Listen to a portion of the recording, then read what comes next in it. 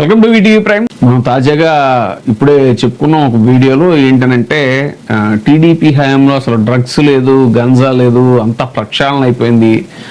తర్వాత అసలు గంజా లేనటువంటి ఆంధ్రప్రదేశ్ని తయారు చేసేసాం మేము, అది ఇది అని చెప్పేసి పదే పదే చెప్తూ ఉంటారు హోంమంత్రి గారు. ఈ డ్రగ్స్ మీద పోరాటం చేయాలి. ఆ యువగలం పాదయాత్రలోనే ఈ డ్రగ్స్ మీద పోరాటానికి బీజం పడింది. నారా లోకేష్ బాబు గారు, విద్యాశాఖ మంత్రిగా ఉన్న నారా లోకేష్ బాబు గారు ఆ రోజే మాకు ఇన్ఫార్మ్ చేశారు. నేను హోంమంత్రిగా ప్రమాణ స్వీకారం చేసిన తర్వాత ఇంకా ఛార్జ్ హ్యాండ్ ఓవర్ చేసుకోకుండానే డ్రగ్స్ మీద పోరాటం చేయాలి, ఒక టాస్క్ ఫోర్స్ ఏర్పాటు చేయాలి అంటే ఈగల్ అని చెప్పి మేము పెట్టింది కాదండి. అది ఏదో మేము మా పోలీస్ డిపార్ట్మెంట్ వాళ్ళు కలిపి పెట్టిన పేరు కాదు. సాక్షాత్తు ముఖ్యమంత్రి గారి నోట్లోంచి వచ్చిన ఆ ఈగల్, ఆ డేగ కన్ను అన్నది ఈరోజు ప్రతి ఒక్క గాంజా మొక్క మీద కూడా ఈరోజు డేగ కన్ను పడుతుంది.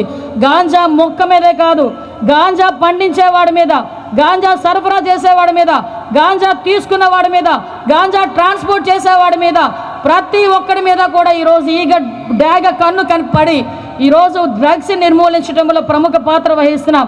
అయితే డ్రగ్స్ విషయంలో సాక్షాత్తు ఏలూరు టీడీపీ ఎంపీ పుట్ట మహేష్ కుమార్ ఆయన పట్టుబడినటువంటి విషయం ఇందాకే మాట్లాడుకున్నాం మనం. ఫామ్ హౌస్లో ఆయన ఇది ఒక పార్టీలో పాల్గొంటే అక్కడ డ్రగ్స్ తీసుకున్నారని, దానికి సంబంధించి పాజిటివ్ కూడా వచ్చింది అని అటువంటిది మనం చెప్పుకున్నాం. ఇక గంజాయి విషయానికి వస్తే అనేక చోట్ల రాష్ట్రంలో గంజాయి పట్టుబడినటువంటి విషయం, ఇక తిరుమల పరిసరాల్లో కూడా గంజాయి అంత పట్టుబడింది, ఇప్పుడప్పుడు పట్టుబడింది అనేటువంటిది కూడా పలు సందర్భాల్లో చర్చించుకున్నటువంటి విషయమే. అయితే ఎప్పటికప్పుడు హోంమంత్రి గారు మాత్రం అస్సలు ఏమీ లేదు అని అసెంబ్లీలోనూ అలాగే మండలిలోనూ కూడా గట్టిగా మాట్లాడే ఆవిడ ప్రతిపక్షాలని మాట్లాడనీయకుండా వాళ్ళ వాయిస్ వినపడకుండా చేసేటువంటి ప్రయత్నం అనేటువంటిది మనం ఎప్పుడూ చూస్తూనే ఉంటాము.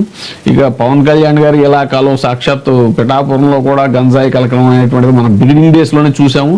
సరే, ఇక బిగినింగ్ డేస్లో అంటే హనీమూన్ పీరియడ్ కాబట్టి మనం ఎక్కువ దాని గురించి మాట్లాడలేము అన్నట్టుగా కాస్త చూసి చూడనట్టు వ్యవహరించినా కూడా ఇప్పుడు రాను గంజాయి అనేటువంటిది విచ్చలవిడిగా ఎక్కడ పడితే అక్కడ ఇదవుతుంది అనేటువంటిది వాళ్ళ అనుకూల మీడియాలో కూడా వస్తున్నటువంటి వార్తలు. కాకపోతే వాళ్ళు ఏంటంటే ఫ్రంట్ పేజీలో ఫోకస్ చేయరు కానీ లోపల ఎక్కడో చిన్న ముక్క వేస్తారనమాట, రిపోర్టింగ్ చేయాలి కాబట్టి అన్నట్టుగా.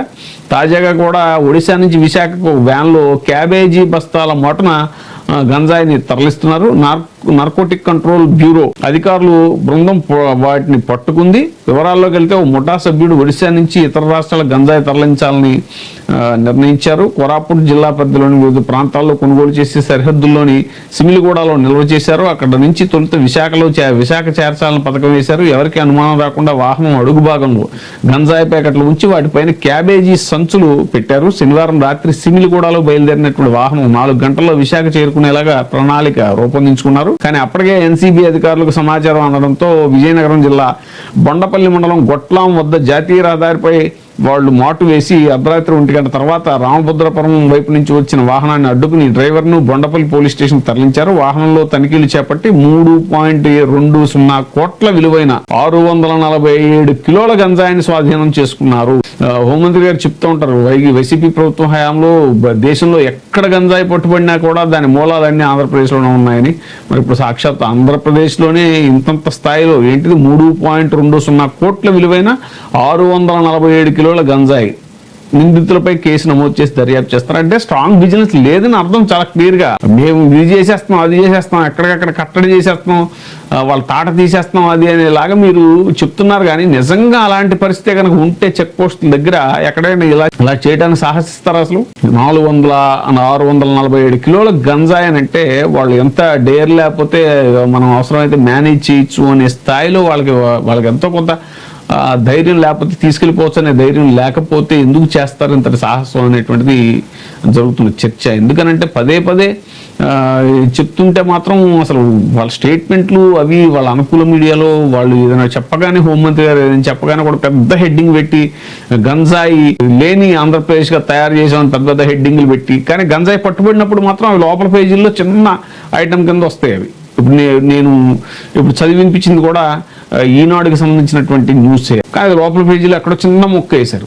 కానీ అదే ఏ హోంమంత్రి అనిత గారు లేకపోతే చంద్రబాబు నాయుడు గారు పబ్లిక్ మీటింగ్లో అక్కడ మాట్లాడినప్పుడు గంజాయిని అదుపు చేసేసాం వాళ్ళ తాట తీస్తామని మన ఉప ముఖ్యమంత్రి గారు లేకపోతే హోంమంత్రి గారు చెప్తే మాత్రం అవి ఏ స్థాయిలో హెడ్ లైన్స్ పెట్టి ఫ్రంట్ పేజీలో బ్యానర్ ఐటమ్స్ కింద వేస్తారో మనకు తెలుసు. కానీ అదే పట్టుబడినప్పుడు 647 కిలోల గంజాయిని అంటే 3.20 కోట్ల విలువైందని అంటే ఎంతమంది ప్రాణాలు హరించేస్తే ఎంతమంది జీవితాలను తలకిందులు చేసేస్తాయి కుర్రాళ్ళది యువతని. మరి ఈ స్థాయిలో గంజాయి అనేటువంటిది ఆంధ్రప్రదేశ్లో పట్టుబడుతుంటే కూడా మేము ఇంకా అణిచివేశాం, దాన్ని ఇది చేసేసాం, నిర్మూలించేసాం పూర్తిగా సమూలంగా అనేటువంటి ప్రకటనలకే కూటమి ప్రభుత్వం పరిమితం అవుతుంది. కానీ క్షేత్రస్థాయిలో పరిస్థితులు ఇవి అనేటువంటిది కళ్ళకు కట్టినట్టుగా కనిపిస్తుంది. మరి దీని మీద కూటమి ప్రభుత్వం ఎలాంటి చర్యలు చేపడుతుందో వేచి చూడాలి.